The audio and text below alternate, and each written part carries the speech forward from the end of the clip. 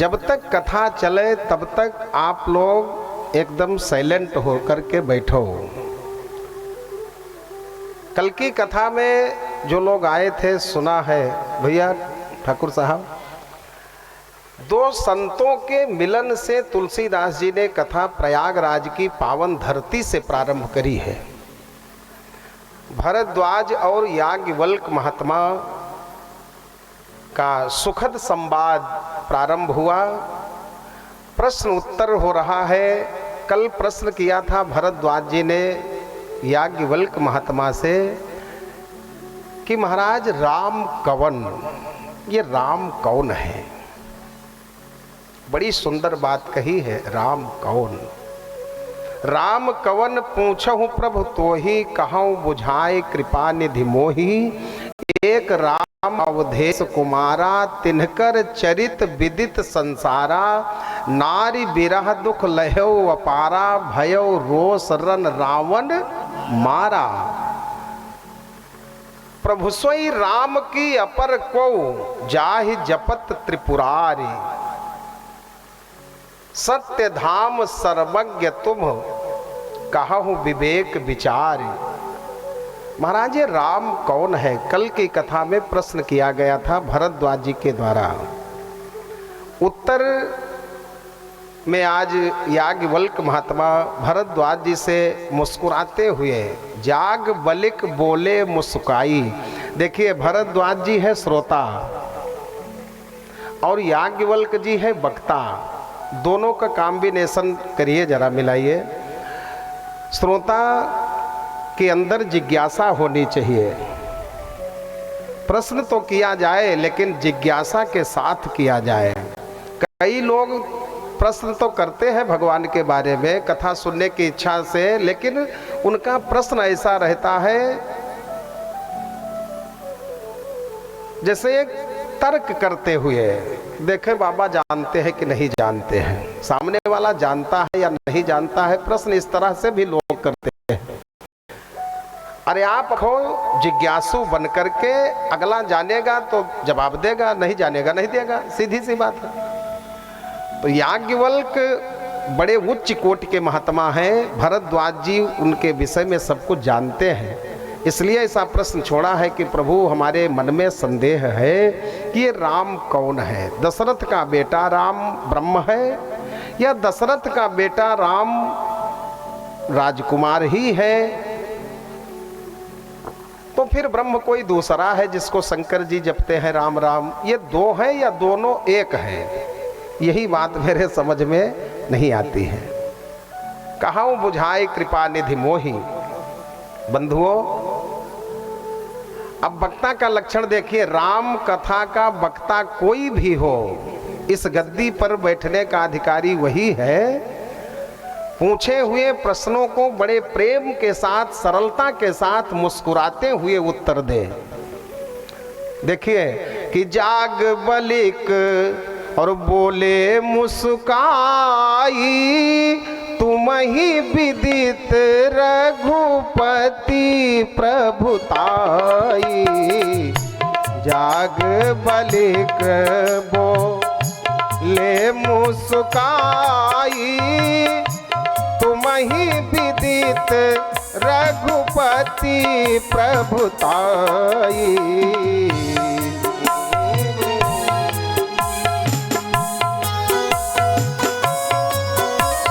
जय हो।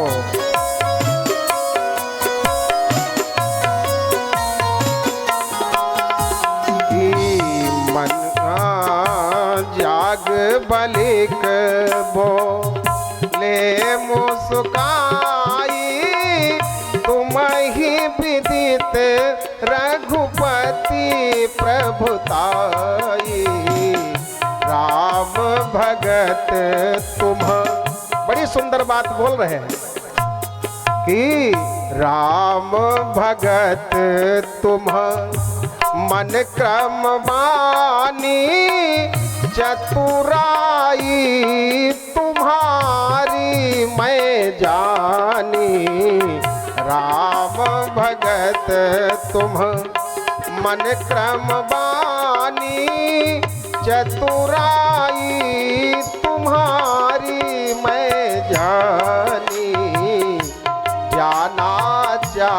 हूँ। बड़ी सुंदर बात। याज्ञवल्क महात्मा लगे रहो। याज्ञवल्क जी कहते हैं, भरद्वाज जी आज तुम ऐसा प्रश्न मुझसे अटपटा कर रहे हो। तुम बड़े चतुर महात्मा हो, मैं जानता हूँ। मन से, वचन से, कर्म से आप राम जी के भक्त हो। चतुराई तुम्हारी मैं जानी। ये चतुराई वाली बात क्यों कर रहे हैं? इसलिए चतुर बताया गया भरद्वाज जी को याज्ञवल्क जी के द्वारा, क्योंकि जाना चाहा हूँ राम गुण गूढ़ा, कीन्हे हूँ प्रश्न मनहूँ अति मूढ़ा। जाना चाहूँ, जाना चाहूँ राम गुण गूढ़ा, कीन्हे हूँ प्रश्न मनहूँ अति मूढ़ा। याज्ञवल्क याज्ञवल्क बोले मुस्काई, तुम ही विदित रघुपति प्रभुताई।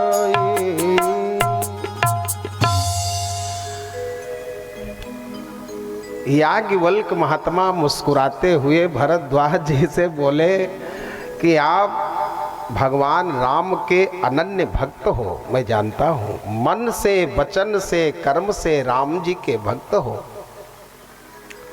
लेकिन बड़े चतुर महात्मा हो। चतुराई तुम्हारी मैं जानी।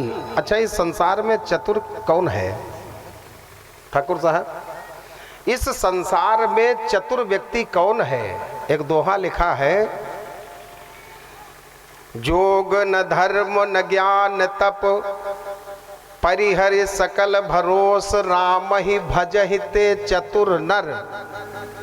संसार में जो भगवान को भजता है, राम राम करता है अथवा कृष्ण नाम गाता है, वही संसार में चतुर है। बाकी सब बगलोल।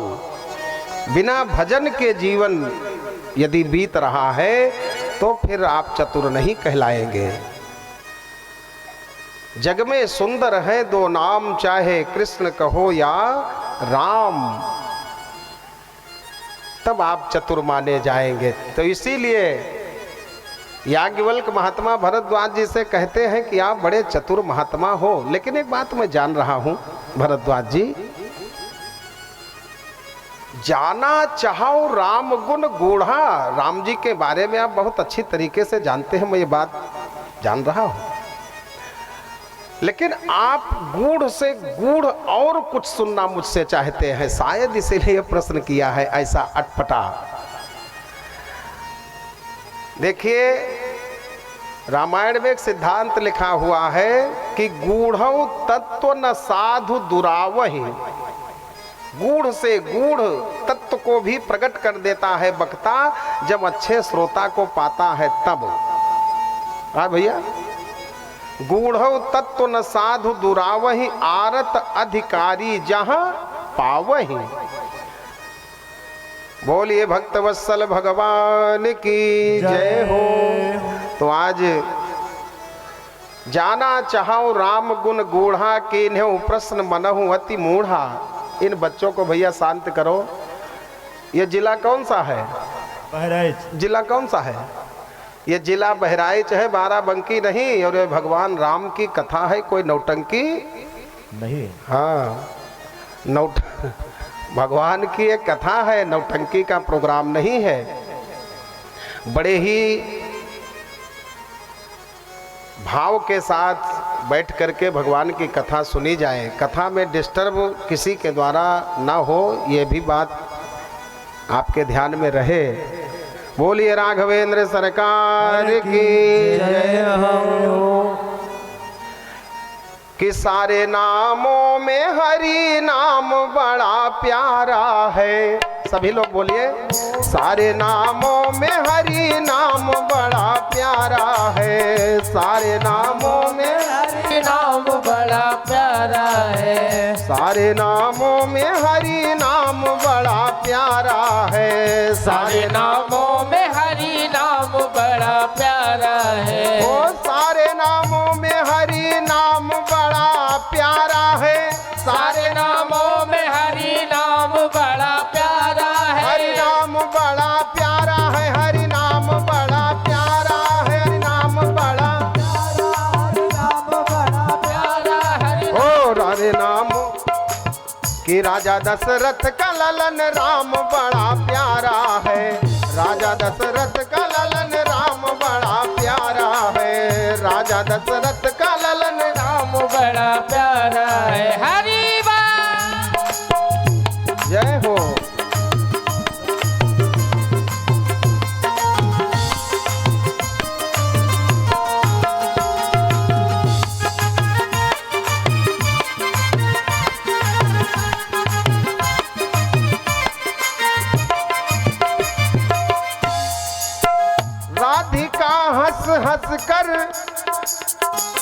राधिका हंस हंस कर कहती है यही सखियों से।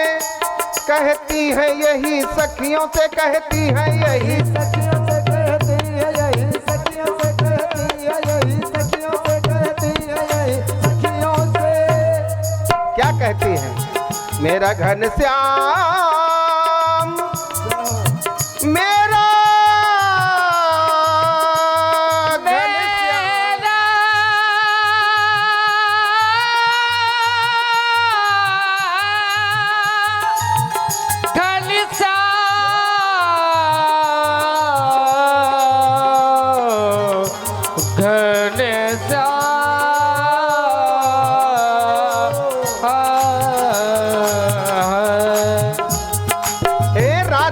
हंस हंस के कहती है यही सखियों से।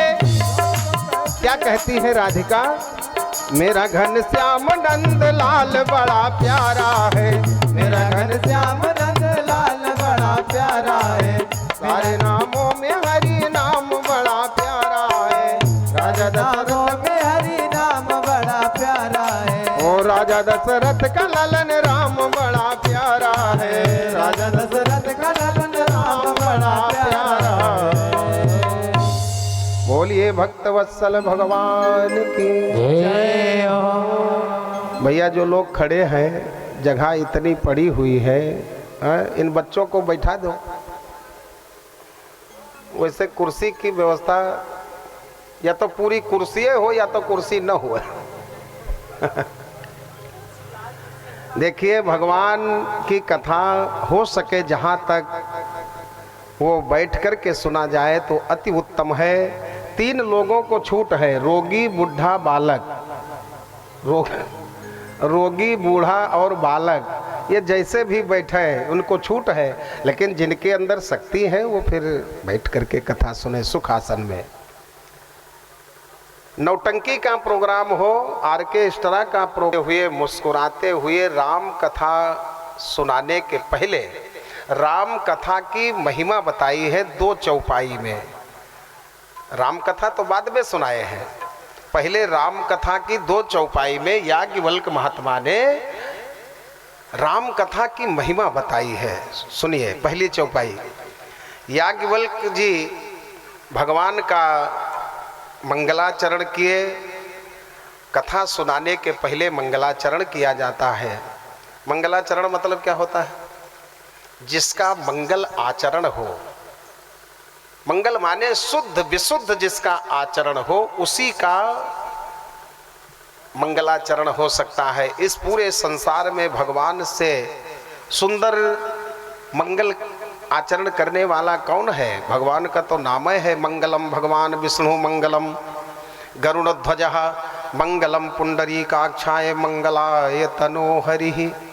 मंगलाचरण कर रहे हैं। 2 चौपाई हम लोग भी गाएं कि राम सिया राम जय जय राम। राम सिया राम जय जय राम। सिया राम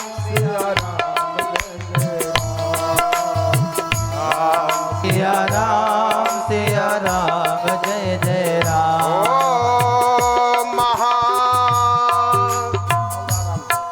हे विशाला राम कथा कालिका कराला राम सिया राम जय जय राम राम सिया राम जय जय राम राम कथा शशि किरण समाना संत चकोर करही जेहि पाना राम सिया राम जय जय राम ओ हो राम सिया राम जय जय राम बोलो बोलो राम सिया राम जय जय राम ओ महामोह मही शेष विशाला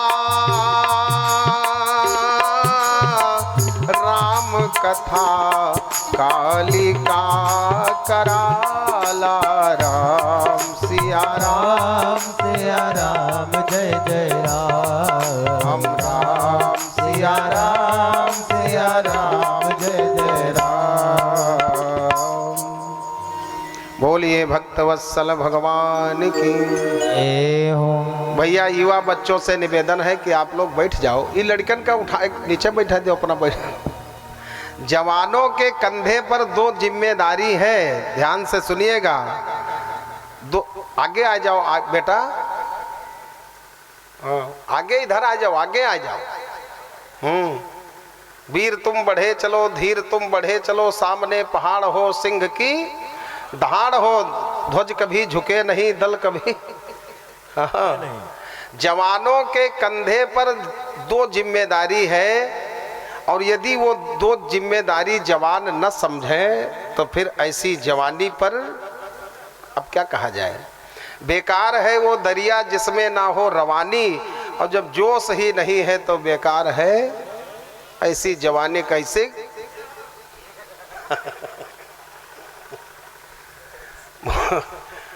बोलिए भक्तवत्सल भगवान की जय हो।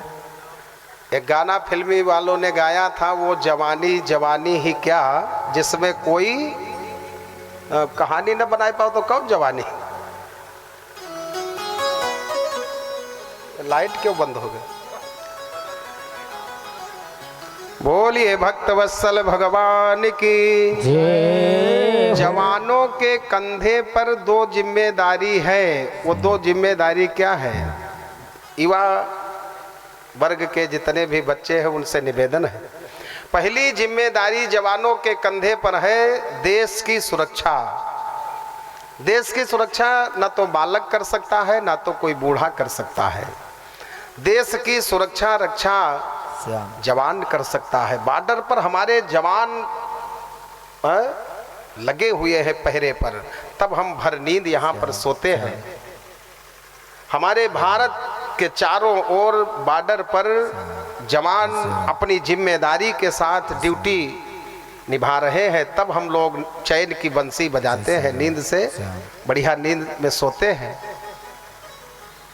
पहली जिम्मेदारी है जवानों के कंधे पर देश रक्षा, और दूसरी जिम्मेदारी है जवानों के कंधे पर धर्म रक्षा। धर्म रक्षा जवान कर सकता है, बूढ़े बालक तो पीछे से लगे रहने वाले हैं, वीर तुम बढ़े चलो गाने वाले हैं। लेकिन धर्म रक्षा भी जवाने कर सकता है, देश रक्षा भी जवाने कर सकता है। आप सभी युवा बच्चों से निवेदन है कि धर्म की रक्षा अवश्य करिए। अरे नहीं बॉर्डर की रक्षा कर सकते हो, नहीं नौकरी मिली तो धर्म रक्षा अवश्य करो। ग्रंथों में लिखा है कि धर्मो रक्षति रक्षिता, धर्म एव हतो हंति धर्मो रक्षति रक्षिता। धर्म की रक्षा यदि हम आप करेंगे तो धर्म हमारा रक्षा करेगा। सीता मैया ने धर्म की ही तो रक्षा किया था। लक्ष्मण जी ने रेखा खींच दी, मैया इस रेखा के बाहर मत जाना, कुटिया के बाहर मत जाना, लक्ष्मण रेखा को मत लांघना। लक्ष्मण जी ने तो अपना काम कर दिया, फिर चले गए। वो माया का मिर्गा के पीछे राम जी भागे थे, हा राम करके चिल्लाया। लक्ष्मण जी रेखा खींचकर वहां भैया के पास चले गए और इधर आया रावण भेष बना करके बाबा का। आप कथा से परिचित है। रावण रेखा के अंदर जाने का प्रयास तो किया, लेकिन वो रेखा जल पड़ी अग्नि के जैसा, बाहर भाग गया और फिर कहा बाहर आकर के भिक्षा दो, नहीं तो ये बाबा वापस चला जाएगा। सीता जी ने गृहस्थ धर्म की जो गृहस्थी का जो धर्म होता है उस धर्म को निभाया। रेखा के बाहर गई सीता जी, अपने धर्म पर रह गई और वो अधर्मी रावण सीता जी को उठा लिया, लंका ले गया। विश्व विजेता रावण को, ध्यान से सुनिएगा, सीता मैया ने यहाँ धर्म की रक्षा करी है, गृहस्थ धर्म की रक्षा करी है। तो लंका में जाने के बाद पूरे विश्व को अपने मुट्ठी में करने वाले रावण को ललकार दिया है। अधम निर्लज्ज लाज नहीं तो ही सठ सोने हरि आने ही मोही, ये तृण धर ओट कहत वैदेही। वो धर्म ही सीता माँ को लंका में बचाया है। पहले धर्म की रक्षा करो तब धर्म आपकी रक्षा करेगा, ये सिद्धांत है। बोलिए भक्तवत्सल भगवान की। तो याज्ञवल्क्य महात्मा ने भरद्वाज जी को 2 चौपाई गा करके राम कथा की महिमा पहले बताया। राम कथा क्या है भरद्वाज जी? महामोह महिषेषु विशाला, हमारा आपका जो महामोह नहीं, महामोह। एक शब्द है सागर और एक शब्द है महासागर। महासागर मतलब बड़ा, एक शब्द है देव, एक शब्द है महादेव। बोलो, ऐसे ही एक शब्द है मोह और एक शब्द है महामोह। याज्ञवल्क्य महात्मा देखो क्या कह रहे हैं, महामोह महिषेषु विशाला। महिषेषु माने महिषासुर, और महिषासुर दैत्य को किसने मारा था? माता काली ने। हमारा आपका जो ये मोह नहीं, महामोह में हम घिरे हुए हैं। हमारा आपका महामोह क्या है? महिषासुर। और यदि आप अपने महिषासुर को मारना चाहते हो, अपने अंदर बैठे हुए मोह रूपी महिषासुर को मारना चाहते हो, तो राम कथा के टच में आ जाओ। राम कथा काली बनकर के उस आपके महिषासुर को मार देगी। महामोह महिषेष विशाला और राम कथा कालिका कराला। काली बनकर के हमारे आपके जीवन में महामोह रूपी महिषासुर को यह राम कथा मार देती है। बोलिए भक्तवत्सल भगवान की। पहली महिमा तो ये है। और दूसरी राम कथा की महिमा याज्ञवल्क्य महात्मा कह रहे हैं कि राम कथा शशि किरण समाना, संत चकोर करहि जेहि पाना। राम कथा है, शशि माने चंद्रमा, और चंद्रमा की किरणें कैसी होती है? शीतल। राम कथा के टच में जो व्यक्ति आ जाता है, कितना भी उसका तपा हुआ जीवन हो, ये राम कथा उसको शीतलता प्रदान करती है उसके जीवन में। संत चकोर करहि जेहि पाना, सज्जन पुरुष साधु पुरुष राम राम करते हैं, और जहाँ भी राम कथा होती है राम कथा सुनते हैं। संत चकोर करहि जेहि पाना।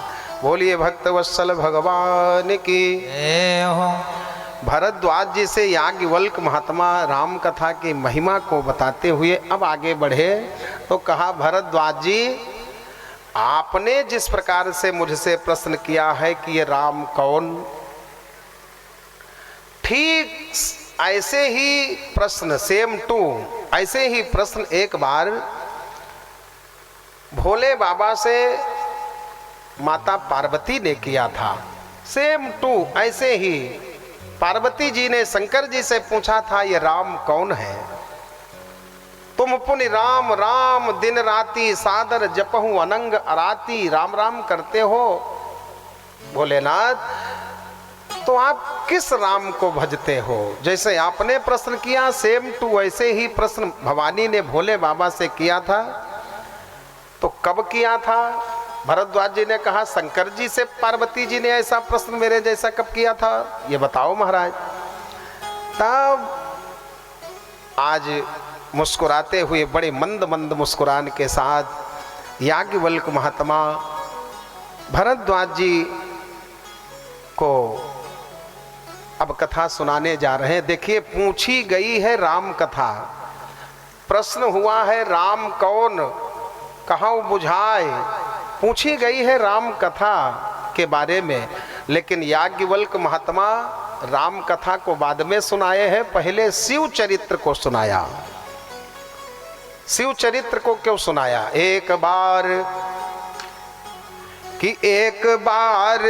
त्रेता जुग माही, एक बार त्रेता जुग माही, शंभु गए कुंभज ऋषि पाही, शंभु गए कुंभज ऋषि पाही, संग सती जग जननी भवानी, संग सती जग जननी भवानी, पूजे ऋषि अखिलेश्वर जानी, पूजे ऋषि अखिलेश्वर जानी, पूजे ऋषि अखिलेश्वर जानी। पूछी गई है राम कथा और बता रहे हैं पहले याज्ञवल्क्य महात्मा शिव कथा। ऐसा क्यों? अच्छा, पूछा जाए कुछ, उत्तर मिले कुछ पहले, तो इसका भी तो कोई कारण होगा। कारण ये है कि यदि आपको राम जी से मिलना है, भगवान से मिलना है, तो बिना शिव जी के परमिशन बगैर आप भगवान तक पहुंच नहीं सकते हो। शिव जी के मार्ग से तो गुजरना ही पड़ेगा। भगवान राम गर्भगृह की मूर्ति है, तो शिव जी कौन है? शंकर जी हनुमान है, शंकर भे हनुमान। और हनुमान जी भगवान राम के गर्भगृह के बाहर सिक्योरिटी देते हैं। हनुमान चालीसा में क्या लिखा है कि राम दुआरे तुम रखवारे, राम दुआरे तुम रखवारे, राम दुआरे तुम रखवारे, होत ना आज्ञा बिनु पैसारे, होत ना आज्ञा बिनु पैसारे, राम दुआरे तुम रखवारे, होत ना आज्ञा। अच्छा, बहुत लोग इस चौपाई का गलत अर्थ लगा लेते हैं। एक आदमी कह रहा था कि हनुमान जी बिना पैसा लिए व्यक्ति को भगवान के मंदिर में जाने का परमिशन नहीं देते हैं, होत ना आज्ञा बिन पैसा रे। लेकिन ये गलत अर्थ मत लगाया जाए। पैसारे माने होता है एंट्री, प्रवेश। बिना हनुमान जी के आज्ञा बगैर आप राम जी के मंदिर में प्रवेश नहीं पा सकते हैं। पैसारे माने एंट्री, प्रवेश। तो प्रवेश द्वार पर तो हनुमान जी खड़े हैं, और हनुमान जी ही शंकर है, शंकर भे हनुमान। तो शिव कथा इसलिए सुनाई है पहले याज्ञवल्क्य महात्मा ने, क्योंकि राम जी से मिलना है तो शिव जी के मार्ग से गुजरते हुए तब आप राम जी तक पहुंच सकते हो। बोलिए शंकर भगवान की जय। बड़ी सुंदर बात याज्ञवल्क्य जी कहते हैं। शिव चरित्र का पूरा वर्णन किया है। कुंभज जी में ये थी कि कुंभज महात्मा एक बार विंध्याचल पर्वत को झुका दिया था। विंध्याचल पर्वत अभिमान का प्रतीक है, और जो वक्ता अपने अभिमान को डाउन करके कथा यहाँ बैठकर कहता है, उस वक्ता के वाणी से श्रोता का कल्याण होता है। ध्यान से सुनिएगा। ये विंध्याचल पर्वत जो है विंध्यवासिनी देवी विंध्याचल पर्वत पर ही विराजमान है। कई लोग आप भक्त वहां पहुंचे होंगे, दर्शन किया होगा। बोलिए विंध्याचल मैया की जय हो। कथा आती है एक बार विंध्य पर्वत को अभिमान हुआ। ये विंध्याचल जो पर्वत है इसको अभिमान हुआ। शास्त्रों में कथा आती है कि इस विंध्याचल ने एक बार अपने मन में टारगेट को सेट किया। क्या लक्ष्य बनाया कि मैं सूर्य को ढक दूंगा। हनुमान जी ने तो सूर्य को निगल लिया था और मैं निगल तो नहीं पाऊंगा सूर्य को, इतनी क्षमता तो हमारे में नहीं है, लेकिन मैं सूर्य को ढक दूंगा अपने शरीर को बढ़ाकर। एक बार वो विंध्याचल पर्वत अपने शरीर को यानी पहाड़ को बढ़ाते बढ़ाते बढ़ाते बढ़ाते सूर्य तक पहुंचने वाला हो गया। एकदम तीनों लोक भयो अंधियारों जैसा। अब तो देवता घबराए कि सूर्य को विंध्य पर्वत ने ढक लिया, अब उधर तो उजाला होगा लेकिन इधर। अब देवता पहुंचे कहां? कुंभज ऋषि के पास। उस समय के बड़े अच्छे महात्मा थे ये अगस्त जी। इन्हीं का नाम अगस्त है, इन्हीं का नाम कुंभज है। देवता पहुंचे, कहा महाराज गजब हो गया। कहा बताओ अब क्या हो गया? राक्षस तो मर गए, अब क्यों भागे भागे आए हो? देवताओं ने कहा विंध्य पर्वत अभिमान के कारण वो सूर्य को ढक रहा है महाराज, कुछ करो। अगस्त जी देवताओं का हेल्प करने के लिए, जगत की रक्षा करने के लिए, विंध्याचल पर्वत के अभिमान को चूर्ण करने के लिए आज वहीं पहुंचे जहां पर वो बढ़कर खड़ा था। विंध्याचल पर्वत को जब अगस्त जी पहुंचे, अगस्त जी के बारे में विंध्य पर्वत अच्छी तरीके से परिचित था। अगस्त जी को देखते ही वो चेला बन गया। गुरु चेला का रिश्ता स्थापित हुआ दोनों में, तो अब चेला बन गया। तो चेला का कर्तव्य क्या होता है? गुरु के चरणों में प्रणाम करना। अब वो विंध्य पर्वत अगस्त जी के चरणों में, कुंभज जी के चरणों में प्रणाम करने के लिए जैसे ही सिर झुकाया, अब वो बढ़ा था, झुक करके प्रणाम किया तो अगस्त जी ने आशीर्वाद दिया और कहा चेला हम थोड़ा किसी काम से जा रहे थे, तुम ऐसे झुके रहना, और हम थोड़ा इधर जा रहे हैं, उत्तर दिशा में जा रहे हैं, और हम उधर से जब आएंगे तब तुम फिर खड़े हो जाना। तो अब गुरु का आदेश, सदगुरु वैद्य वचन विश्वासा, गुरुदेव के वचनों पर विश्वास करके वो विंध्य पर्वत जो खड़ा था डाउन हुआ, और फिर तो अगस्त जी चले गए उत्तर दिशा में उसी के सामने। वापस वो वहाँ इधर से नहीं आए, अगस्त जी उधर है उत्तर दिशा से होकर के अपने आश्रम दक्षिण में पहुँच गए। ये विंध्य पर्वत जो था आज गुरुदेव के चरणों में झुकने के लिए प्रणाम किया था, झुका था, आज भी वैसे वो झुका पड़ा है। बोलिए भक्त वत्सल भगवान की जय हो। इसका मतलब क्या है? कुंभज जी बड़े सुंदर वक्ता है, जिन्होंने अपने जीवन में इस मंच पर बैठ करके अपने अभिमान को झुका दिया, डाउन कर दिया। वही वक्ता की वाणी से श्रोता का कल्याण होता है। बोलिए शंकर भगवान की जय हो। बात आप लोगों के समझ में आ रही है? हम बार बार इसलिए पूछ रहे हैं कि शायद सिर के ऊपर से बात निकल जा रही हो आपके ऐसा भी कभी कभी होता है। तीसरी विशेषता कुंभज जी के अंदर एक और थी, उसी को आप सुनिए ध्यान से। अगस्त जी का आश्रम दक्षिण देश में था, रावण का अत्याचार आतंक था, त्रेता युग चल रहा था। उस समय राक्षस जितने थे उनका एक मिशन बन गया था कि महात्मा जितने भी जंगल में रहते हो उनको खाया जाए। आप कथा से परिचित हैं, रामायण में आपने पढ़ा होगा, जब भगवान राम, लक्ष्मण, सीता तीनों वन को गए, सीता जी का हरण हो जाता है और भगवान सीता जी की खोज करते करते जाते हैं तो एक हड्डी का पहाड़ देखा, श्वेत एकदम धवल व्हाइट हड्डी का पहाड़ देखा तो राम जी रुक गए, महात्माओं से कहा महात्मा जी ये किसका पहाड़ है सफ़ेद सफ़ेद।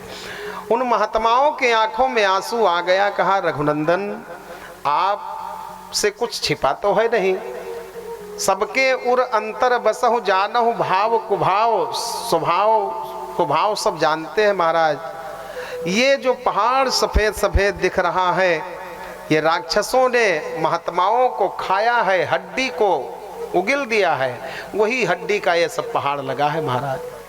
आज रोते हुए उन महात्माओं ने राम जी को हड्डी का पहाड़ दिखाया और कहा कि महात्माओं की हड्डी है। राम जी तो रोने लगे, कहा इतना बड़ा पहाड़, राक्षसों ने महात्माओं को खा करके हड्डी का ढेर लगा दिया, पहाड़ लगा दिया। राम जी ने वहीं पर संकल्प किया, निश्चर हीन करहु मही भुज उठाई पनकीन, सकल मुनिन के आश्रम ही जाई जाए सुख दीन। भगवान राम ने वहीं पर ये संकल्प लिया कि आज के बाद मेरा मिशन होगा, धरती से निशाचरों को मैं समाप्त कर दूंगा। ये हड्डी का जब पहाड़ लग रहा था महात्माओं के हड्डियों का, वो राक्षस खाते थे, हड्डी फेंक देते थे। दो राक्षस उस समय ज्यादा महात्माओं को खाते थे। एक का नाम, वे सब मायावी राक्षस थे, एक राक्षस का नाम था आतापी। ध्यान से सुनिएगा, एक राक्षस का क्या नाम था? आतापी। और दूसरा राक्षस जो था, ये दोनों भाई थे, दूसरे का नाम था वातापी। आतापी और वातापी ये दोनों दैत्य थे, दोनों सगे भाई थे। मिशन इनका था बाबा को खाना। अब खाते कैसे थे? ऐसे नहीं जाके झपट्टा मारकर खाते थे, धोखे से खाते थे। एक भाई जाता था आतापी, हाँ, किसी महात्मा के आश्रम पर, और वो जाकर के बाबा को निमंत्रण देता था, अरे महाराज जी आज भोजन जो है हमारे घर पे। बड़े श्रद्धा के साथ सज्जन बनकर जाता था। महात्मा पहचान नहीं पाए, निमंत्रण को स्वीकार कर लेते थे वो महात्मा। आतापी के बुलाने पर महात्मा घर पर पहुंचते थे। वहां उसका भाई जो था वातापी, माया मैं तेहकीन रसोई, जब भोजन बनता था तो भोजन में वो स्वयं अपने माया के द्वारा अपने शरीर को काट करके उसी भोजन के थाली में सब्जी पूड़ी भात बन, देखने में तो दाल चावल पनीर पूड़ी लगता था, लेकिन माया के द्वारा वो वातापी राक्षस ही होता था। अब बाबा तो समझे पूड़ी है, और पूड़ी की जगह चला गया वातापी, अंदर राक्षस प्रवेश कर गया खाने के साथ में। अब जब बाबा ने पूरा भोजन कर लिया, पानी वानी पीकर फुल हो गए, तब उसका भाई जो निमंत्रण देने गया था बाहर बैठे महाराज के सामने, महात्मा के सामने, और अपने भाई को आवाज लगावे, अरे भैया वातापी कहाँ हो? तब वो दैत्य महात्मा के अंदर से बोले, चीरता फाड़ता, पूरे शरीर को बढ़ाते हुए चीरते फाड़ते महात्मा के अंदर से निकले, हाँ भैया मैं आ रहा हूं। महात्मा को इस तरह से वो अपने शरीर को बढ़ाकर महात्मा के शरीर को फाड़ता था, और फिर महात्मा के मांस को खाकर हड्डी को फेंकता था। ये मिशन दोनों का था। बात समझ में आ रही है? ये उन दोनों भाइयों का मिशन था। एक निमंत्रण देता था, एक खाना में स्वयं चला जाता था महात्मा के अंदर, और फिर भाई बुलावे और फिर निकले, फिर खाए, फिर हड्डी फेंके। ये दोनों दैत्य बहुत अत्याचार महात्माओं पर उस जमाने में करते थे। एक दिन की बात सुनो, यहाँ की बात यहीं पर छोड़ो, अब आगे के सुनो हवाल। आगे क्या हुआ? ये आतापी एक बार अगस्त महात्मा के आश्रम पर आ गया। वही जो सबके साथ करता था, वही अगस्त जी के साथ, अरे महाराज मेरे घर पे, हाँ हाँ ठीक। अगस्त जी तो जान गए, त्रिकालदर्शी थे। कहा बेटा आज तुमको पता चलेगा, निमंत्रण बहुत अच्छे घर दिए हो। अगस्त जी गए और वही सिस्टम से वो राक्षस अगस्त जी के अंदर गया, भोजन के अंदर गया। आतापी जो भाई उसका था बाहर बुलावे, भोजन कर लिए अगस्त जी, तब फिर वही आवाज, अरे भैया वातापी कहाँ हो। एक बार बुलाया, जबकि एक कई बार बुलाने पर वो निकल पड़ता था अन्य महात्माओं के शरीर से, लेकिन अब की नहीं निकला। दोबारा फिर बुलाया, अरे भैया वातापी कहाँ हो, फिर नहीं आवाज आई, न निकला।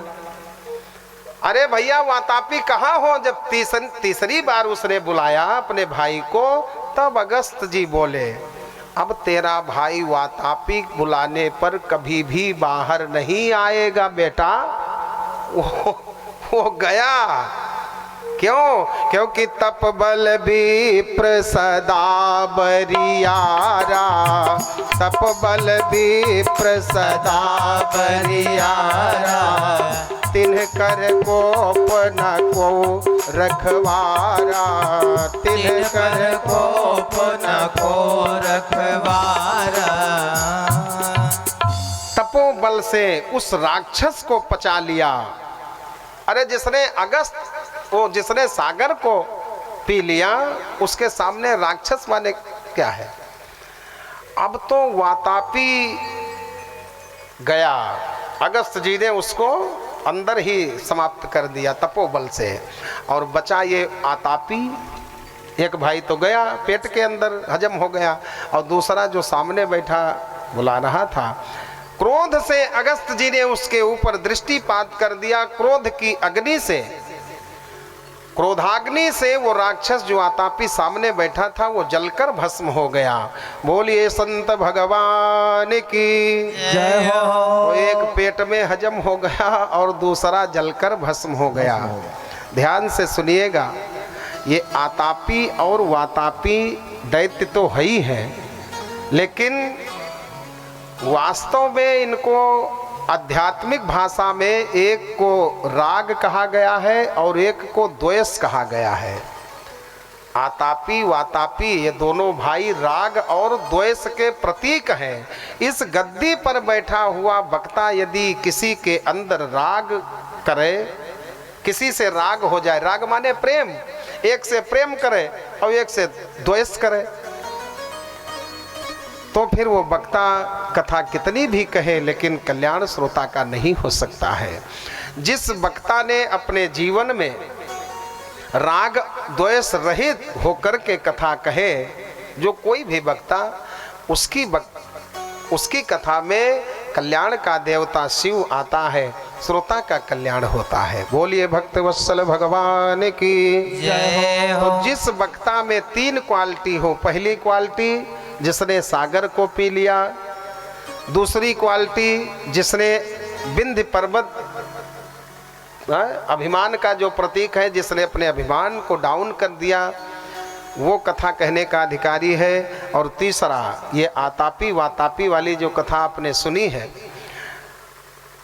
ये राग और द्वेष से मुक्त होकर करे कपट तजगान, उसकी कथा में शिव जी आते हैं। इसलिए तुलसीदास जी कहते हैं, याज्ञवल्क्य महात्मा भरद्वाज जी से कहते हैं कि एक बार त्रेता जुग माही, एक बार त्रेता माही, शंभु गए कुंभज ऋषि पाही, शंभु गए कुंभज ऋषि पाही, शंभु गए कुंभज ऋषि पाही, शंभु गए कुंभज ऋषि पाही।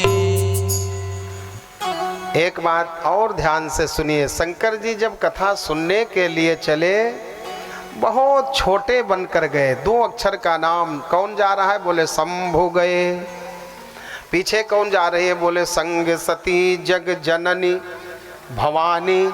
सती जी अपने अभिमान को लेकर साथ जा रही हैं और शंकर जी अभिमान को डाउन करके तब जा रहे हैं। देखिए, दोनों गए हैं अगस्त जी के आश्रम पर। देखिए, नाम बड़ा होने से, बड़े बड़े अक्षर में नाम लिखा देने से आप बड़े नहीं हो जाएंगे। आपका कर्म यदि अच्छा है, आपका स्वभाव यदि अच्छा है, आप थोड़ा अपने को बहुत सरल बना करके रखते हैं, तब आपको लोग बड़ा कहेंगे। अपने आप बड़े बने रहो तो बने रहो। एक आदमी था,